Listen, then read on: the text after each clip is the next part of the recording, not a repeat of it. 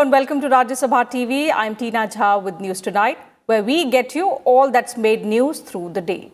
But before we go over to the headlines, I would like to appeal to all our viewers to stay safe from the COVID-19 pandemic. Remember to wear your face masks, wash your hands and face regularly, and ensure that you maintain physical distancing each time you step outside. These simple precautions are all that it takes on our part to defeat the ongoing pandemic. And now, the top stories of the day.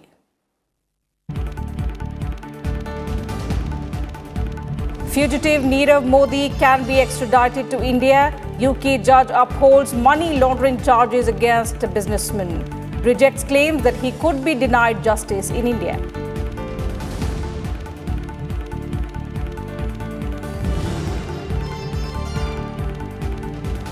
External Affairs Minister S. Jaishankar holds discussions with Chinese counterpart Wang Yi, reviews implementation of Moscow Agreement and status of disengagement process by the armies of both countries.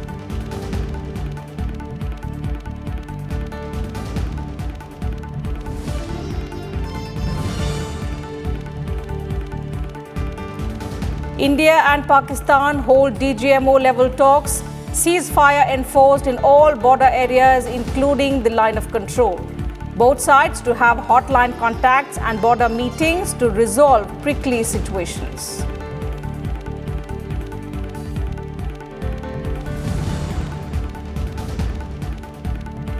Prime Minister Modi inaugurates development projects in Tamil Nadu and Puducherry. Mocks seat-sharing meetings between DMK and Congress as events where they plan how to loot. Charges previous Congress government with failing Puducherry on all fronts.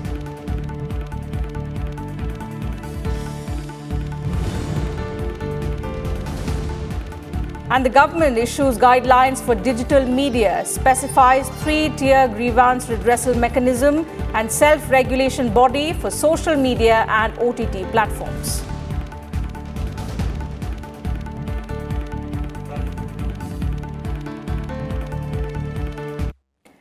Well, a UK court on Thursday ruled that fugitive dementor Nirav Modi could be extradited to India to stand trial here in the country.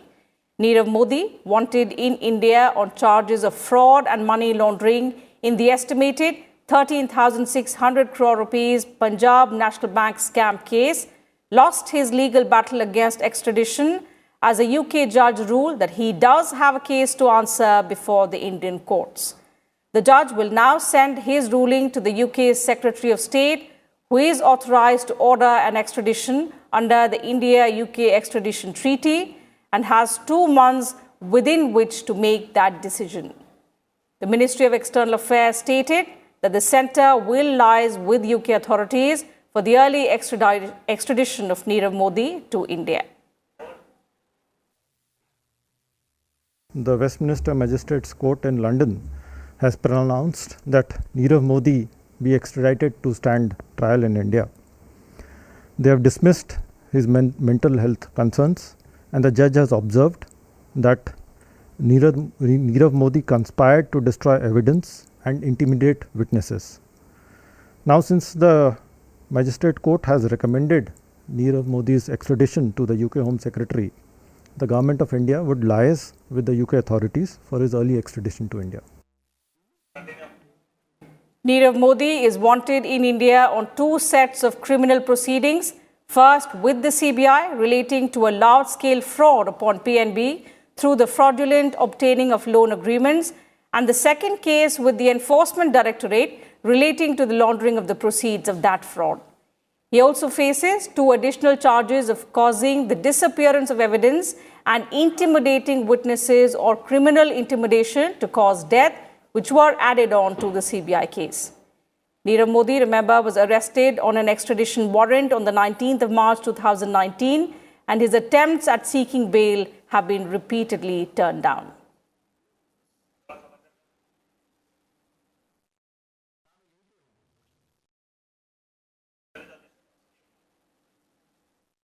For more on that story, we're being joined on News Tonight by Mr. Kapil Sankla, Advocate, Supreme Court.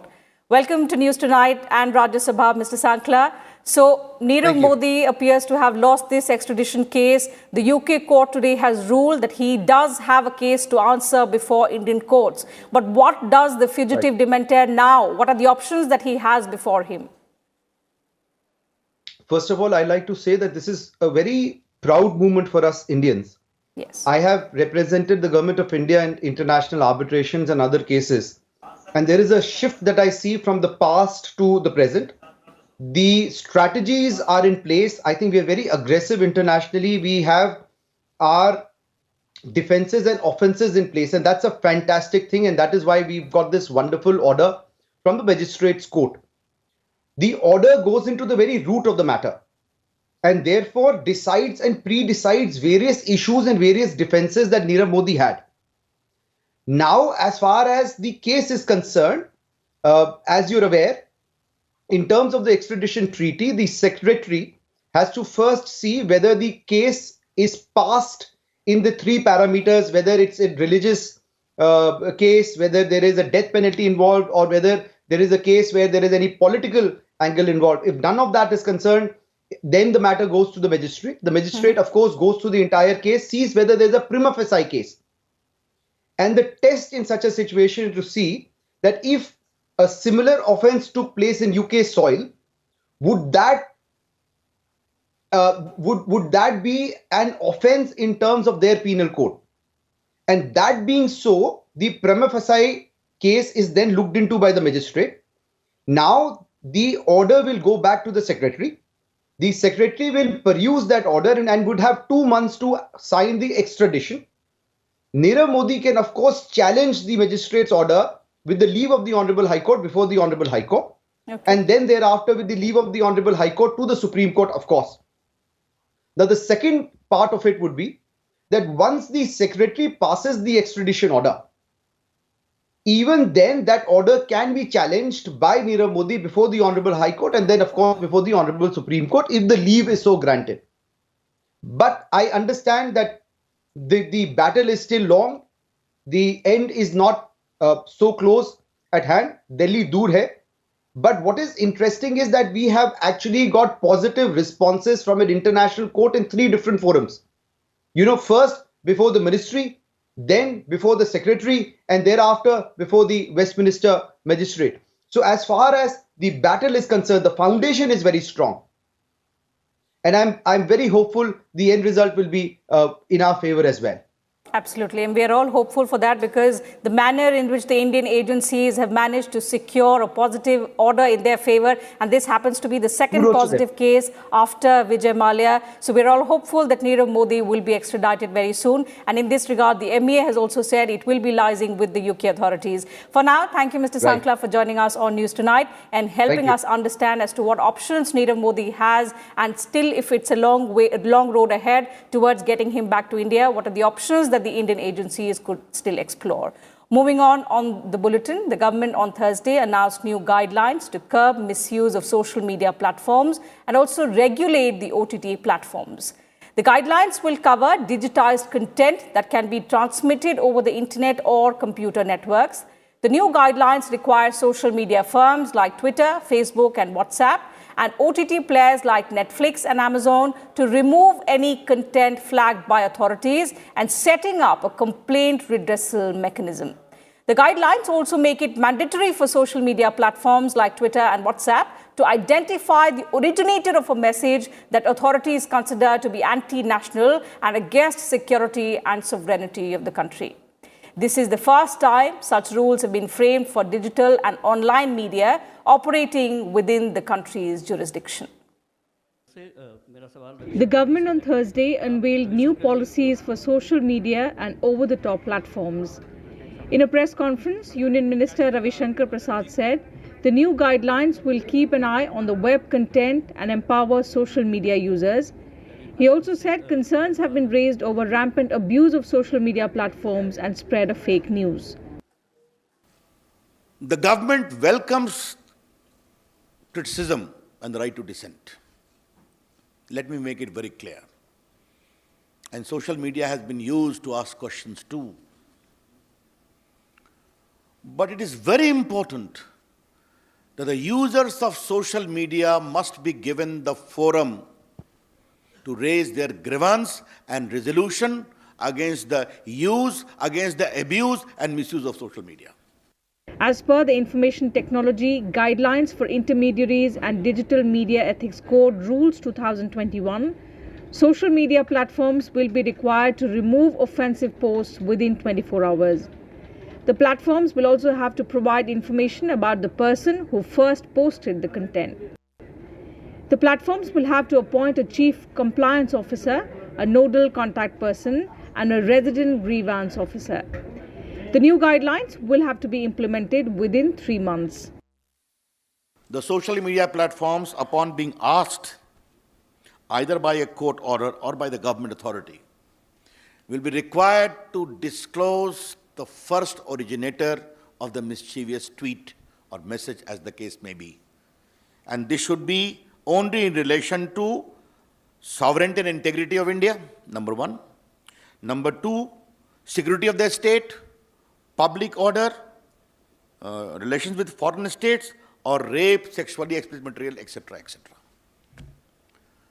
On rules related to OTT and digital media platforms, a code of ethics and 3-tier grievance redressal mechanism would be applicable for news publishers, OTT platforms and digital media. OTT platforms would have to self-classify the content into 5 age-based categories: Universal, UA 7+, UA 13+, UA 16+, and A Adult. OTT platforms would be required to implement parental logs for content classified as UA 13+ or higher. Publishers of news on digital media would be required to observe norms of journalistic conduct of the Press Council of India and the Program Code under the Cable Television Networks Regulation Act, providing a level playing field between print, TV and digital media. On OTT platforms, they will have to have a self-regulation, a body headed by a retired Supreme Court or High Court judge or otherwise very eminent person in this category.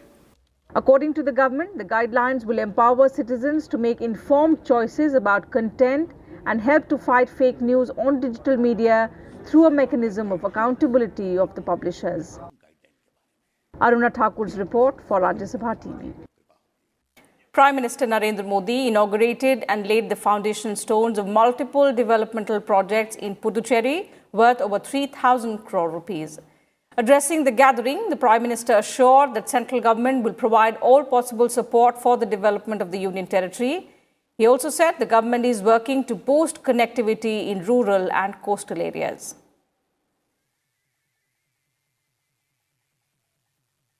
Puducherry has got rich human resources because of various educational institutions present both in government and private sector. It has potential for a lot of industrial and tourism development that will provide a lot of employment of opportunities. The people of Puducherry are talented. This land is beautiful. I am here to personally assure all possible support from my government for the development of Puducherry. The Prime Minister laid the foundation stone for 4-laning a 56-kilometre stretch of NH 45A at a cost of 2,426 crore rupees. He also laid the foundation stone for the Jipma Karaikal building to be constructed at a cost of 491 crore rupees. Under the Sagarmala scheme, the Prime Minister laid the foundation stone for developing a minor port in Puducherry at a cost of 44 crore rupees.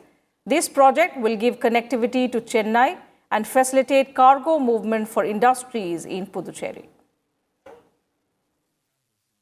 The government of India has made many efforts to improve rural and coastal connectivity.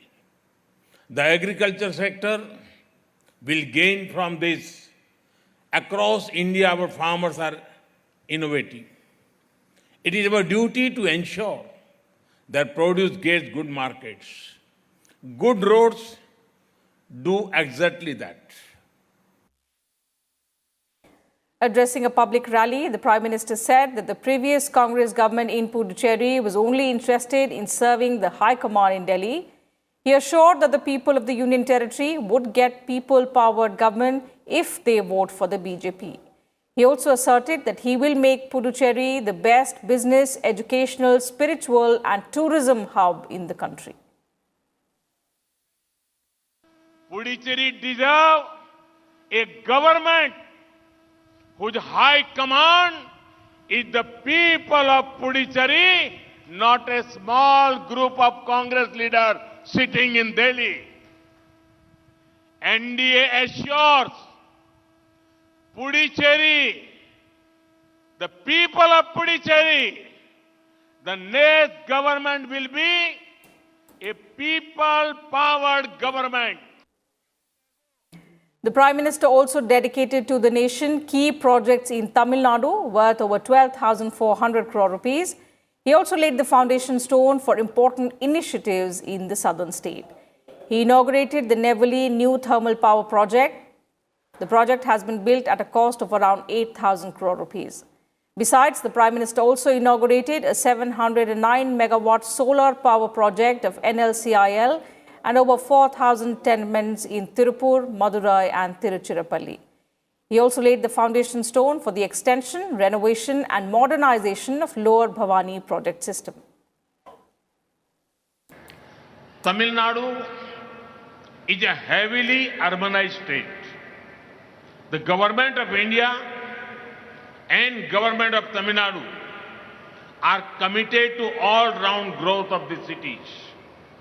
I am happy to lay foundation stone for integrated command and control centers in smart cities across Tamil Nadu.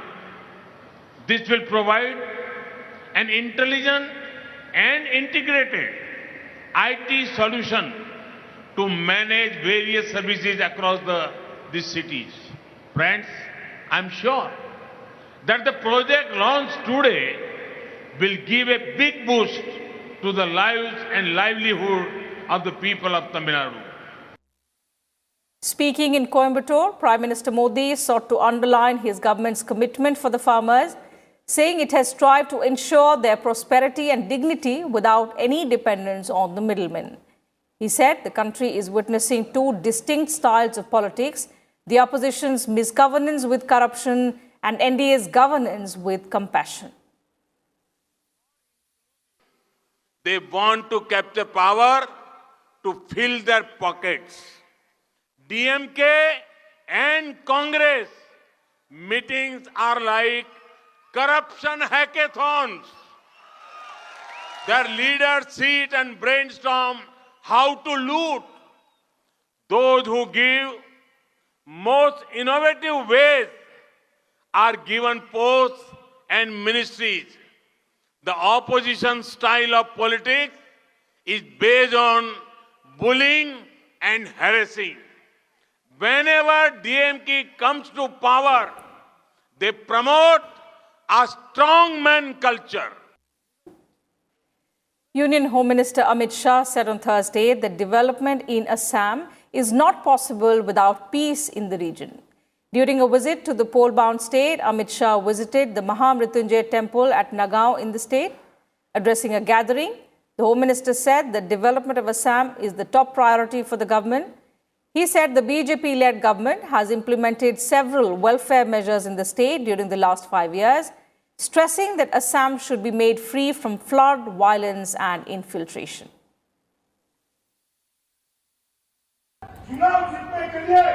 बदलती रजवान के साथ जाओगे और असम की सुरक्षा की बात करोगे। असम की जनता आपको जानती नहीं है। आप क्या बदलती रजवान की भाषा नहीं सुनते हो? इस प्रकार की घोर कौमवादी बात करने वाले के साथ उसी के मोह में आप मिलते हो। असम की जनता Addressing a rally in Karbi Anglong in Assam, Amit Shah said that due to the tireless efforts of Prime Minister Modi, peace is prevailing in the northeast. मैं आप सभी को कहना चाहता हूं कि आसाम के अंदर शांति से ही विकास आ सकता है और आसाम का विकास तभी माना जाएगा जब आपका विकास होगा, आप विकास के अंदर हिस्सेदार होंगे। मित्रों, ये हमारा आसाम हथियार और शांति के लिए जाना जाता था। मोदी जी के नेतृत्व में, सर्वानंद और हेमंत विश्व शर्मा के नेतृत्व में ये विकास के रास्ते पर चल पड़ा। And BJP National President JP Nadu on Thursday launched the party's crowdsourcing campaign for Lokho Sonar Bangla manifesto in Kolkata. He said that the party will seek suggestions from over 2 crore people in West Bengal for its election manifesto ahead of the assembly polls. Through this campaign, which will run from 3rd to the 20th of March, the BJP will directly engage with the citizens of West Bengal in crafting a vision for the state for the next 5 years by inviting them to put in their suggestions. Bengal की जनता ये सोनार बांग्ला बनाने में किस तरीके से योगदान कर सकती है, क्या उसकी आशाएं हैं, क्या उसकी आकांक्षाएं हैं, उसको हम समावेश करना चाहेंगे। बंगाल की प्रबुद्ध जनता जानती है कि किस तरीके से सोनार बांग्ला बन सकता है, इसलिए उनको समावेश करना, उनको साथ में जोड़ना और उनके विचारों को, उनके सुझावों को साथ लेके चलना, ये हम लोगों ने तय किया है। The BJP president also promised to bring about Parivartan once the party comes to power in West Bengal. He said that the pride of West Bengal needs to be revived. 73 lakh के आसपास किसान बंगाल में हैं। प्रधानमंत्री किसान सम्मान निधि की 6 किस्तें, 7 किस्तें दी जा चुकी हैं, लेकिन बंगाल का किसान इससे वंचित रहा है। प्रधानमंत्री जी ने कहा है कि हम पिछली किस्त भी देंगे और साथ ही साथ जब सरकार हमारी आएगी तो प्रधानमंत्री किसान सम्मान निधि बंगाल की धरती पर लागू होगा और 73 लाख किसानों को उसका लाभ मिलने वाला है। यानी पुरानी किस्तें भी, और पुरानी किस्तें अगर साथ जोड़ ले तो 14,000 रुपए की एक किसान को पुरानी पेमेंट होगी और आगे चल करके उसको हम जोड़ेंगे। इस तरीके से हम काम करने वाले हैं। उसी तरीके से प्रधानमंत्री फसल बीमा योजना को और व्यापक बनाएंगे। Meanwhile, actor Payal Sarkar joined the BJP in the presence of National President JP Nadu and Party President Dilip Ghosh in Kolkata. Time for a short break here, but more news and updates will continue on the other side. Do stay with us.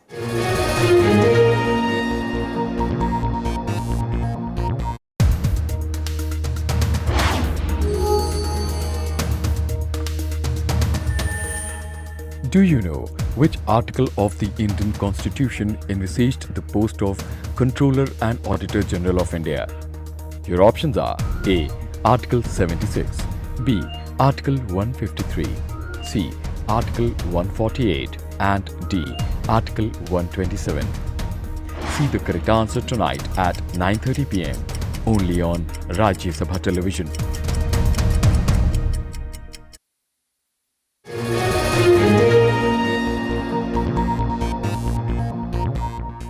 Welcome back. You're watching News Tonight. Lok Sabha Speaker Om Birla interacted with members of the Meghalaya State Assembly in Shillong on Thursday. He said that sharing of experiences and best practices between the Parliament and state legislatures will help strengthen democratic practices and constitutional provisions. He stated that public representatives have the responsibility of ensuring development of the region, state as well as the nation. He also visited the construction site of the new building of Meghalaya Legislative Assembly and met Chief Minister Conrad Sangma and Assembly Speaker Medba Lyngdoh. Om Birla also called upon the Governor of Meghalaya, Satyapal Malik, and discussed issues of national interest with him. लोकतंत्र तभी successful हो सकता है जब हम सभी संवैधानिक संस्थाएं अपनी संवैधानिक सदस्य शक्तियों का उपयोग करें, अपने अपने क्षेत्राधिकारों के अंदर करें और आपस में सहयोग और सामूहिकता के साथ काम करें तो निश्चित रूप से हम सभी संस्थाओं के अंदर परिणाम ला सकते हैं। हमें अपने सामूहिक प्रयासों को और सशक्त करना चाहिए, उन्हें प्रभावी बनाने के प्रयास भी करना चाहिए। Vice President M. Venkaiah Naidu has called upon people to follow the path shown by Parameswaran and strive to build a stronger, happier and prosperous India. Delivering the first P. Parameswaran Memorial Lecture in Thiruvananthapuram, the Vice President emphasized the need for an India that is free from social evils like casteism and corruption and which takes pride in its rich cultural and spiritual heritage. Paying rich tributes to Parameswaran, Venkaiah Naidu said that his life inspires us to keep the nation above everything else. External Affairs Minister S. Jaishankar on Thursday spoke to Chinese State Councillor and Foreign Minister Wang Yi. The two leaders discussed the implementation of the Moscow Agreement and reviewed the status of disengagement. Earlier last week, armies of both countries had disengaged from north and south bank of Pangong Tso Lake. Within 48 hours of disengagement, a meeting of senior commanders had taken place to decide about disengagement in other areas as well. Remember, in September 2020, India and China had agreed on 5 points to guide their approach to the situation on the line of actual control at a meeting in Moscow. The 5 points included quick disengagement and easing of tensions in border areas, abiding by the existing agreements and protocols on boundary affairs, and maintaining peace and tranquility in the border areas. Meanwhile, the Ministry of External Affairs has reiterated that India has not conceded any territory as part of the disengagement agreement with China. The ministry said that there has not been any change in India's position on the line of actual control, and the mutual redeployment as a result of the disengagement process should not be misrepresented. And India and Pakistan have released a joint statement on Thursday saying that they have held discussions regarding establishing a mechanism for hotline contact between both countries. Both sides also agreed to a ceasefire along the line of control starting the 25th of February. The meeting, which was held between the Director Generals of Military Operations of both India and Pakistan, also reviewed the current situation across the LOC and other sectors in a free, frank and cordial atmosphere. On relations with Pakistan, as we've said earlier, India desires normal neighborly relations with Pakistan. We have always maintained that we are committed to addressing issues, if any, in a peaceful and bilateral manner. On key issues, our position remains unchanged. And before we leave, let me urge you once again to maintain COVID-appropriate behavior and stay safe from the COVID-19 pandemic. Remember to wear your face masks, wash your hands and face regularly, and also ensure that you maintain physical distancing whenever you step outside. These simple precautions are all that it takes to defeat the pandemic, which is not over yet. Take care of yourselves. Good night and thank you for your time.